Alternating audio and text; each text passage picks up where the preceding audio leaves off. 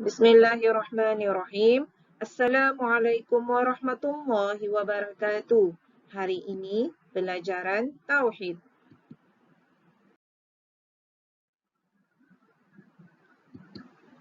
Sebelum memulakan pelajaran, mari kita sama-sama membaca doa sebelum belajar.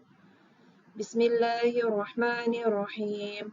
Rabbi shrah li sadri wa yassir li amri wahlul 'uqdatam min lisani yafqahu qawli. Wassallallahu ala sayyidina Muhammad wa ala alihi wa sahbihi wa sallam walhamdulillahi rabbil alamin.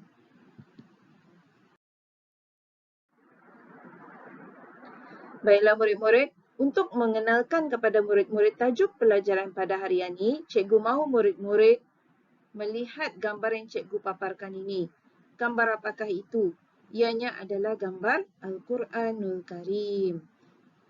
Cikgu pasti murid-murid sudah pernah membacanya dan sudah pernah menyentuhnya, memegangnya. Alhamdulillah.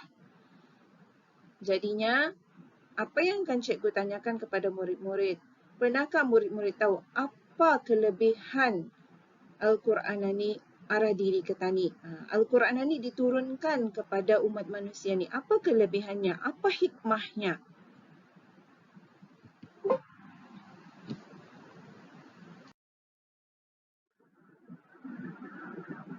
Maka tajuk pelajaran kita ni pada hari ini ialah hikmah Al-Quran diturunkan. Hikmah Al-Quranul Karim diturunkan.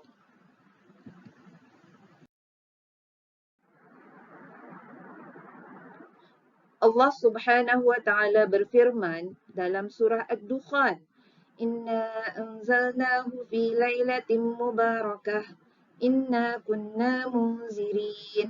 Sesungguhnya kami telah menurunkan Al-Quran itu pada malam yang berkat, yakni kami berbuat demikian kerana sesungguhnya kami sentiasa memberi peringatan dan amaran, yakni jangan hamba-hamba kami ditimpa azab.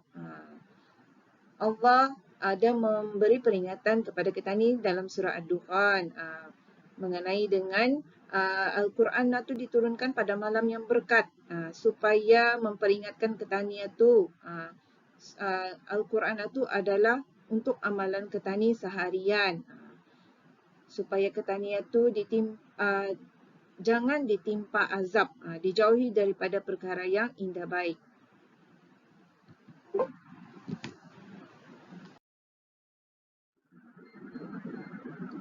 Okey, sebelum seterusnya, cikgu mahu murid tahu apa objektif pada hari ini. Apa tujuan kamu belajar mengenai hikmah Al-Quran diturunkan ini? Cikgu mahu sekarang di akhir pengajaran, murid dapat menganalisis mengenai hikmah Al-Quranul Karim diturunkan satu persatu dengan baik. Cikgu mahu sekarang murid-murid dapat menganalisis mengenai hikmah Al-Quran ini diturunkan satu persatu dengan baik.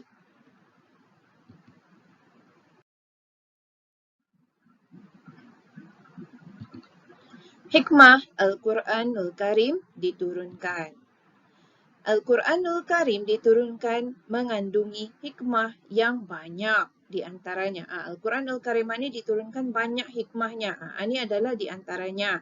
Yang pertama, menjadi pedoman hidup kepada manusia di dunia dan di akhirat.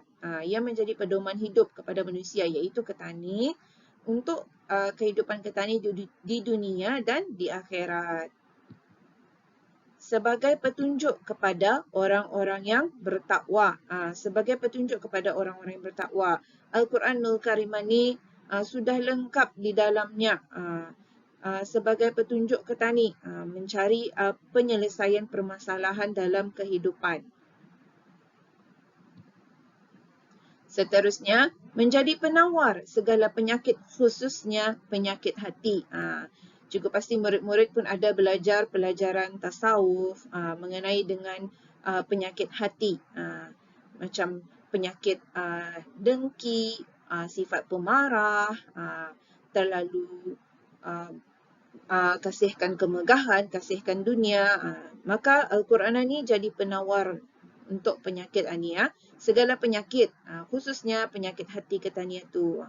Cikgu pasti kalau kamu pun pernah merasai waktu membaca Al-Quran itu kamu menjadi rasa tenang, macam relax terus jadinya. Waktu marah, bawa baca Al-Quran terus menjadi tenang. Itu antara hikmah Al-Quran yang menjadi penawar segala penyakit, khususnya penyakit hati.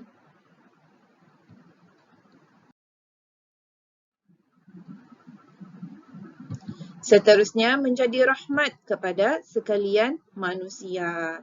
Menjadi rahmat kepada sekalian manusia. Rahmat, kehidupan menjadi teratur, kehidupan ketani seharian itu menjadi seimbang. Maksudnya ketani tahu daripada Al-Quran ketani tahu berbuat jahat ataupun berbuat indah baik, contoh mencuri, membunuh adalah perbuatan yang tidak baik, berdosa dan dilarang oleh Allah. Di sana kehidupan ketani itu menjadi aman damai sesama manusia.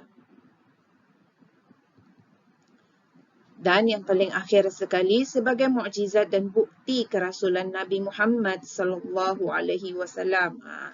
Sebagai mukjizat, perkara yang besar berlaku kepada Nabi, bukti kerasulan Nabi itu. Kerana Al-Quran ini diturunkan kepada Nabi Muhammad sallallahu alaihi wasallam dan ianya menjadi mukjizat dan bukti kerasulan Nabi katanya ni. Sekian, sampai di sana sahaja penerangan cikgu mengenai dengan hikmah Al-Quranul Karim diturunkan. Jangan lupa dengan objektif katani. Cikgu mahu murid-murid menganalisis mengenai dengan hikmah Al-Quran diturunkan ini satu persatu dengan baik. Ikuti selepas ini aktiviti menganalisis cikgu. Sekian, Assalamualaikum warahmatullahi wabarakatuh.